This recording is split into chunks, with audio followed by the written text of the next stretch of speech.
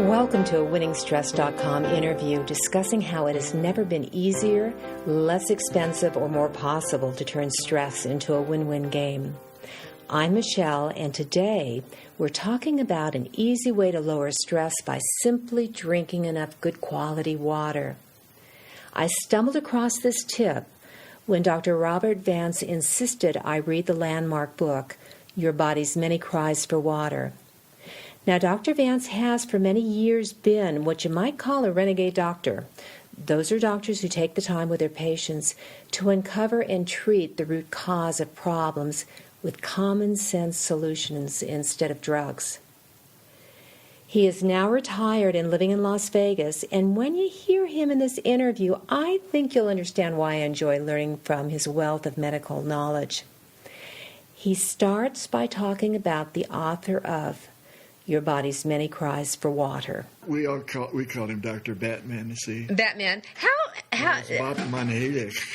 Say that one more time. Batman Heilig. And what we're doing here is Dr. Vance is holding the book, Your Body's Many Cries for Water, a book that he told me to buy ages ago, which I did, and finally got around to reading, and it is fascinating. The subtitle is, on the original book, was Don't Treat Thirst with Medication. Then he added another one here. You're not sick, you're just thirsty. You're not sick, yep. A brilliant guy. Dr. Batman. Dr. Batman.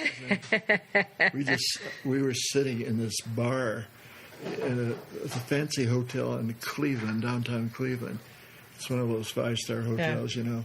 And this is a group of MDs and DOs that got together to sort of fill in the cracks, the stuff that gets ignored. The reason he got the aha about this is Dr. Batman. He comes from a very well-to-do family in Iran or Persia. I like to call it Persia. Mm-hmm.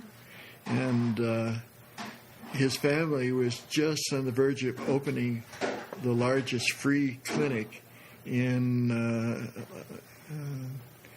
the Shah was the top guy there, but then he died, and then the Isla Toilet took over. They put him in prison, thought he was a rebel they couldn't trust this, but he got his MD degree from, I think it was King's College in London. Well trained, he was very smart, and had a lot of money at one time, and he was in prison then. So people brought this guy to him who was having terrible epigastric pain. And Batman said to me, he said, I didn't have any drugs, anything I'd do for him, but I got his history, and when he had that history of it, I just realized it was most likely recurrence of peptic ulcer. Yes. With which is not due to too much acid. See, that's a phony thing. Yeah. That's a myth. The people with peptic ulcers don't have enough acid to digest their food. And the body's looking for more nourishment and secretes acid in inopportune times. Yes. When the stomach is empty. Yes. So I used to put these people, I never put them on any of the antacids as far as drugs go. Mm-hmm. But I had them take hydrochloric acid with each meal and pepsin to help them digest the food. To help them digest the food, and then more water. Oh, of course, more water. But the thing is, the reason they have dysfunction of the stomach, it's the lining of the stomach has changed because the blood supply, and here you go answering to one of your questions, the blood supply has decreased to the stomach. They don't have enough natural blood flow. And the extra water is going to increase the blood supply. Obviously, if we don't have enough, we have pain. It's not obvious, though. Okay. Most doctors don't want that. But when you have a deficiency of water from ideal in the body, everything gets worse. Yeah. Everything is worse. The pain of angina pectoris or coronary insufficiency is worse. The arthritic pain is worse. The headaches are worse. Everything's worse. Everything's worse. How do we know how much water is good? it's sort of a rough point of view, it's sort of an estimate, especially in dry climates here or Palm Springs. It's hard to get too much. Yeah. I mean, you can die from forcing water and drown in your own water that way, but that's unusual. Yeah, that's like torturing people. Yeah. But it's hard to over water yourself. Okay. You just your body will get rid of it. You'll have more volume of urine, more evaporation. But like in this dry area, we're not aware of all the water we lose in sweat, because it's called insensible perspiration. You're sweating all the time, but it dries up so fast you're not aware of it.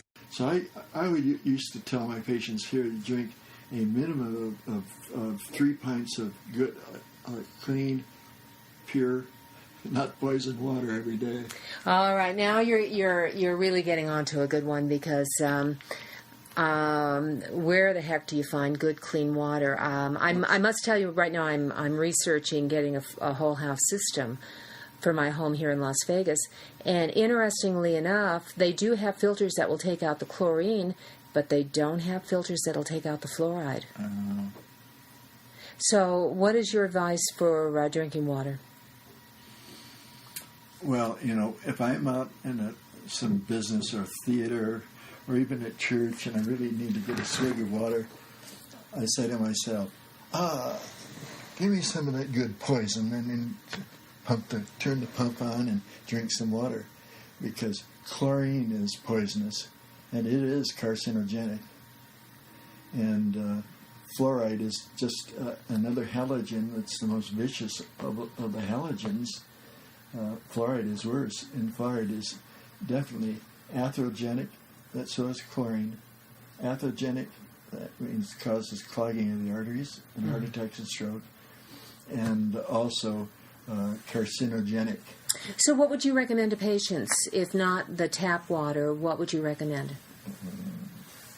Some other source that clears out chlorine and fluoride. One of the things is when you have chlorine in the water, a hot shower produces, in the heating of the water, produces a certain amount of carbon tetrachloride. Yeah. Which is CCl4, which is the original cleaning fluid for dry cleaners. There is fluoride in that water that you're having a shower with. Are there any downsides to it? Do you think? There probably are. If you see it with chlorine, you probably do otherwise. Yeah. But I'd have to look up references. There's probably stuff on the internet these days. Yeah. It's like getting into the Library of Congress when you press a button. I'm always a little bit cautious when I'm drawing information from the internet, because who posted it, and you have to know where it came from. Yeah. If one is thirsty, best to have that city water than no water. Yes. Thank you so very much, Dr. Vance, for taking the time to share this valuable information with us.